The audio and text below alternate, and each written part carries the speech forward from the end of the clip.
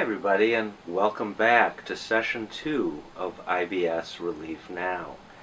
I certainly hope that since we last got together, you found the information provided in that lecture or the newsletter or your practice with the reflective journal questions, and especially your practice with my guided imagery exercise, that you found them to be helpful and orienting you in a healthier direction to finally be able to get IBS symptoms and how they disrupt your life under better control, so that the name of the program actually becomes true for you and you can experience IBS relief now. So today in session 2 I want to talk to you about the idea of integration and coordination. What I'm talking about is that in order for us to be able to feel and function in a healthy way, we need to be able to coordinate and integrate the functioning of what I'll be calling our central brain, the brain that sits inside our skull, and how it works with the body's second brain, called the enteric brain, or the brain that regulates your digestive system.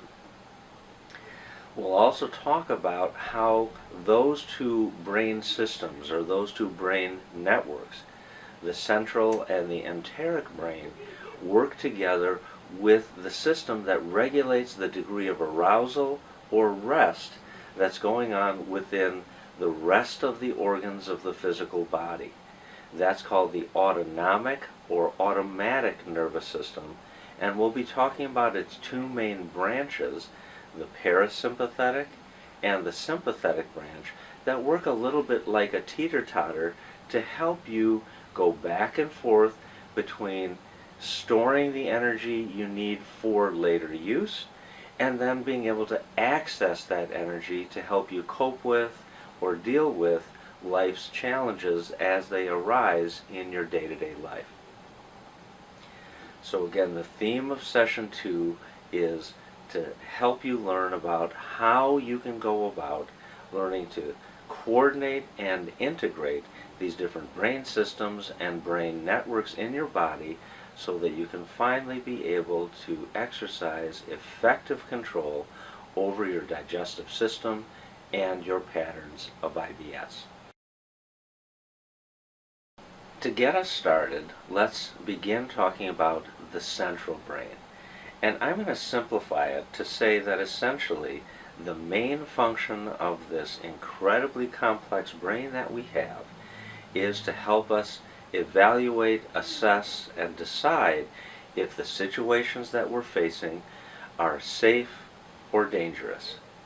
Safety and assessment of danger are the two primary functions that over millions of years were necessary in order to help us to survive.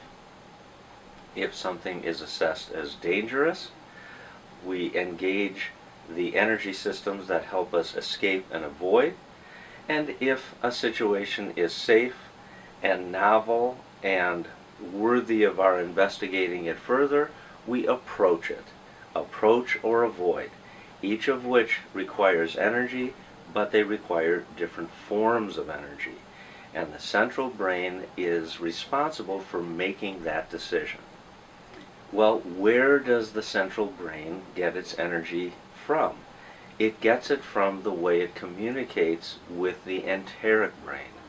The job of the enteric brain, or the gut brain, is to extract energy from the food that we eat, to break down the chemical bonds that are part of the food that we chew and swallow and digest, to extract that energy in the form of these molecules that go across the lining of the gut into our bloodstream and then flow through the vessels of our body to nourish and nurture every single one of the cells in our body.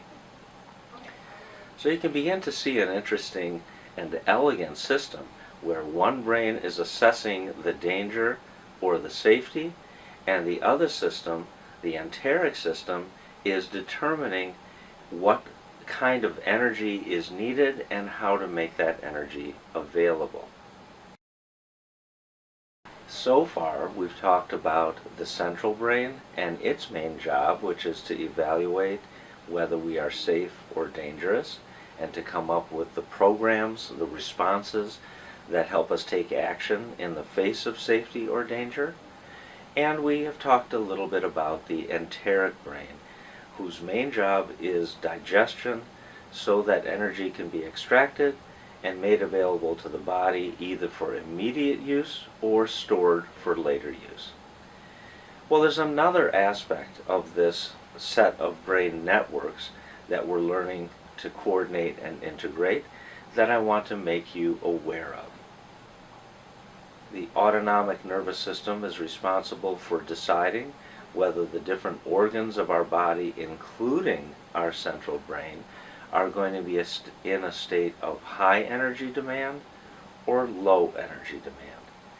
Most of the time, we want to be in a state of low energy demand. That's under the influence of what's called the parasympathetic nervous system.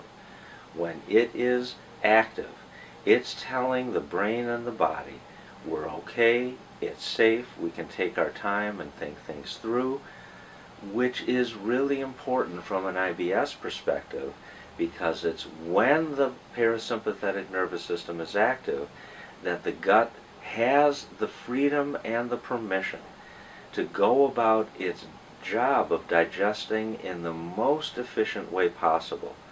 That's where the gut is happiest.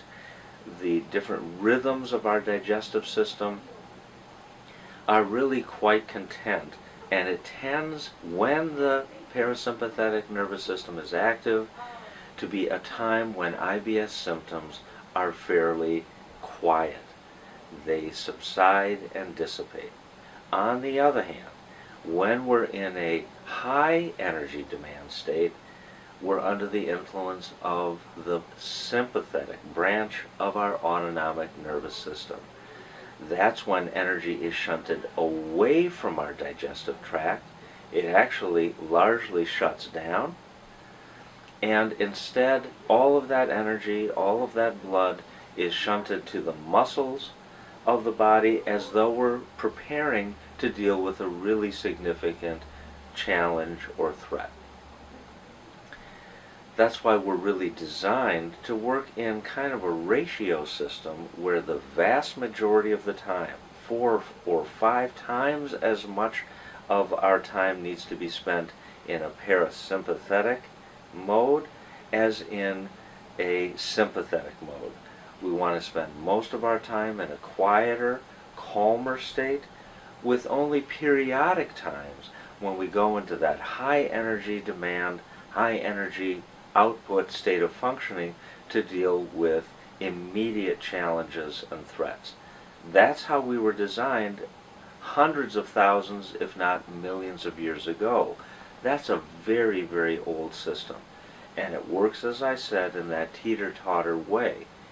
But modern life has thrown a monkey wrench into that, and we're no longer working as often, especially for those of us who are dealing with IBS, in a nice, smooth transition that balances most of our time in the parasympathetic side with some of the time in the sympathetic mode.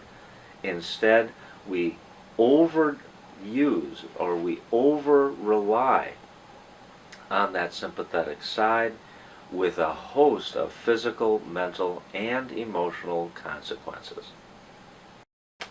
Learn to think about the enteric brain as a bit like your body's banking system. We know that it's so much easier to spend than it is to save. We have to work really hard to put together the resources, the funds, to make them available to us for when we do our spending. For too many of us, we don't do that very effectively.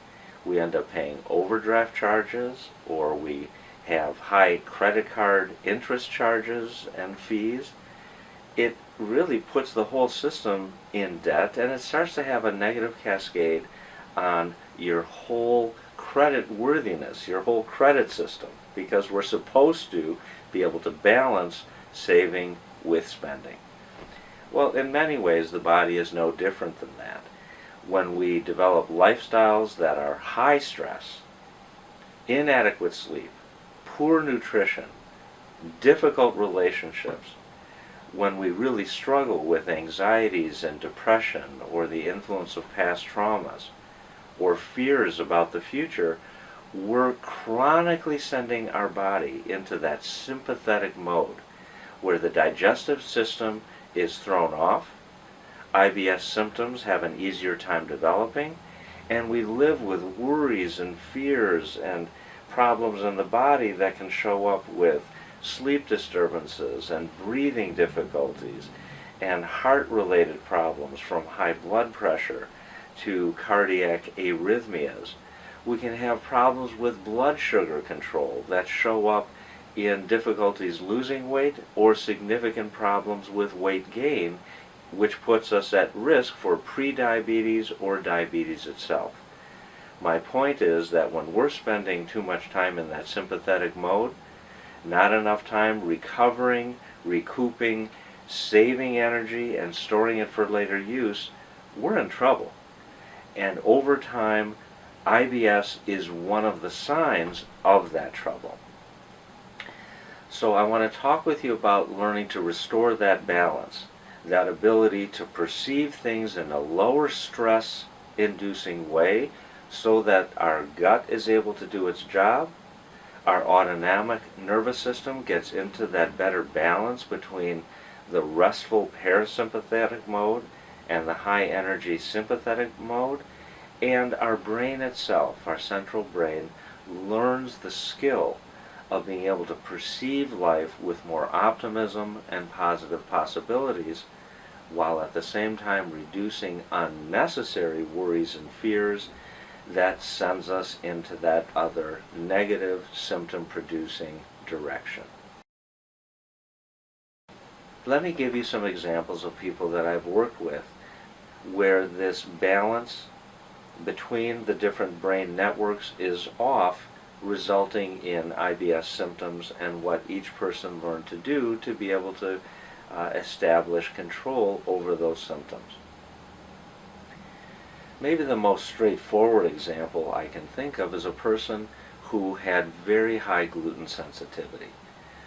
When they were ingesting a lot of gluten-containing foods, it had an effect on everything from IBS symptoms to mental fogginess, attention problems, and sleep disturbances. So for that individual, a way of getting those different brain works back in sync with each other was to very carefully take a look at what the sources of gluten were and to eliminate them, and when he did so, he was able to restore healthier functioning fairly quickly and fairly directly. Another individual that I worked with developed significant IBS symptoms after a trip overseas to a third world country. While there, he was eating foods that he was not used to, and more importantly, he was introducing all sorts of different types of bacteria into his gut that his gut system, his microbiome, was not used to dealing with. He came back to the U.S. with a significant pattern of IBS and all sorts of anxieties and worries to complicate matters more, but for that individual, what was necessary was a more gradual process of re-establishing the gut microbiome that worked best for him, with a lot of dietary changes and a lot of anxiety management practices and tools, and the combination helped that individual be able to get IBS under control. Another person I can think of where the effort to coordinate these different brain networks was really challenging, more from a psychological side and how it affected the physical side of things, was a woman going through a really bitter and painful divorce process. Her husband had very, very deep, almost limitless financial resources. And try as she might, no matter what she did, he kept taking her through the court system, working over and over again to gradually cut her off more and more from her children, until eventually she had to face the facts that no matter what she did, she was never going to be able to move on with her life as long as she continued to try and gain any measure of custody. Well, you can imagine why IBS might flare up in that kind of a context. We work together to help her make peace, if you can call it that, with the reality that at least for now, she was not going to have much contact at all with her children, putting her emphasis on the hope that as the kids got older, they might seek her out again. And as we shifted her from the crisis of feeling defeat after defeat after defeat at the hands of this bitter and angry husband, her IBS symptoms began to subside, and she was able to live with the hope that she would eventually be able to reunite with them at some point in the future. So there's an example of how the attitude in the mind affects the enteric brain and kept her in this chronic sympathetic state of hyperarousal so that her whole body's coordination was off. IBS symptoms were the result, and our work was on restoring that balance so that she could more often than not function out of a parasympathetic mode, a lower stress mode, face the challenges that she was clearly facing in her life, but from a less catastrophic point of view that kept her constantly on pins and needles. Let me share with you one more example of a client who had to learn to work differently to coordinate these different brain systems and brain networks. This was an older woman whose husband was suddenly diagnosed with a chronic and progressive disease. Suddenly for her, the future that she thought the two of them would share seemed completely lost. Not only did she fear for his health, but she was also coping with the loss of her vision of what their future and her individual future looked like. In that context, she moved into a sympathetic mode, the mode of chronic fear and threat and challenge. Her digestive system began to act up, IBS symptoms became more active, and she was living a life under the influence of IBS rather than feeling in control of IBS. So in that setting, again, the work involved was to help her deal with fears of aging, decline, and ultimately fears of death, so that she could live her life each day with a greater sense of satisfaction and even joy at the time that they have and the things that they were still able to do. That shift in her mental outlook had a powerful impact on digestive functioning because she was shifting from sympathetic to parasympathetic functioning, allowing the body the time it needed to rest, recover, and recuperate so that the energy she needed for her day-to-day life could be made available without going into energy debt.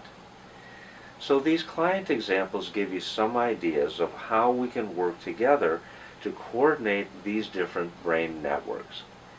In a few minutes, I want to talk with you about a practice that can help you do that in your life.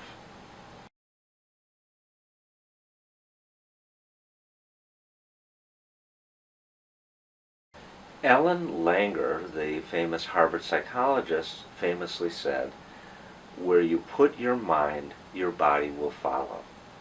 And that's really the takeaway from session 2. I want to have you turn soon to this next guided imagery practice that focuses on how you can learn to use your awareness and your attention in ways that allow you to perceive your circumstances with more optimism, with more positive possibility, to reduce worries and fears so that you're not taking molehills and turning them into mountains of worry and concern. Every time you do that, you're activating that sympathetic mode and you're dysregulating the gut, making it harder for the enteric brain to operate without symptoms of IBS. So what I'd like to do now is invite you to turn to this session's guided practice to help you learn to perceive the stressors in your life differently, to begin to restore that balance between sympathetic and parasympathetic activity, to start to learn to rewire your brain so it's able to respond to life's challenges with greater resilience, more competence and confidence, and of course, in doing that, to be able to subdue and dissipate the symptoms of IBS. I look forward to seeing you in our next session. Until then, happy practice and take care.